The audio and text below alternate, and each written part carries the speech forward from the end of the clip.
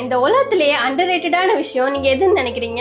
ஆண்கள் தேம்மா. அது ஏன்? இந்த உலகத்துல ஒரு குழந்தை பெண் குழந்தையா பிறந்துருச்சுன்னா அன்னைக்கே அவங்க அப்பா அம்மா அந்த பொண்ணுக்காக சொத்து சேர்த்து வைக்க ஆரம்பிச்சிருவாங்க. என் பொண்ணு ஃபியூச்சர்ல கஷ்டப்படக்கூடாது அப்படின்னு.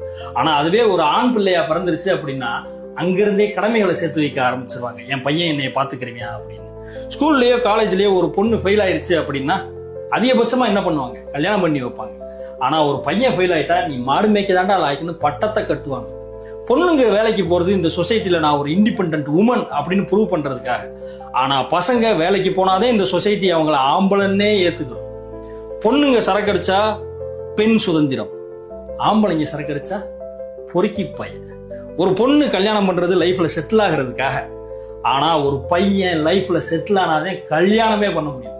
கல்யாணத்துக்கு அப்புறம் ஒரு பொண்ணு வாங்குற சேலரி அந்த பொண்ணுக்கும் அந்த பொண்ணோட அப்பா அம்மாவுக்குமானது. ஆனா ஒரு பையன் வாங்குற சேலரி அவனோட அப்பா அம்மா, அந்த பொண்ணோட அப்பா அம்மா, பொண்டாட்டி, பிள்ளைய, அக்கா, தங்கச்சி இப்படின்னு எல்லாத்துக்கும் சொந்தமானது. இவ்வளவு ஏன் நீங்க எங்க கிட்ட சண்டை போட்டுட்டு உங்க வீட்டுக்கு போறப்ப கூட என்ன சொல்லிட்டு போறீங்க? நான் எங்க அம்மா வீட்டுக்கு போறேன்னு தானே சொல்லிட்டு போறீங்க. யாராச்சும் நான் எங்க அப்பா வீட்டுக்கு போறேன்னு சொல்லிருக்கீங்களா? இந்த மாதிரி சொன்னா 1000 விஷயம் சொல்லிக்கிட்டே போலாமா. இவ்வளவு கஷ்டத்தை மனசுல வச்சுட்டு எப்படிங்க வெளியே சிரிச்சிட்டு இருக்கீங்க?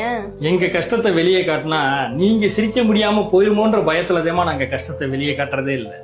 இப்ப சொல்லு, ஆண்கள் அண்டர் ரேட்டடா இல்லையா? ஆண்கள் அண்டர்ரேட்டட்.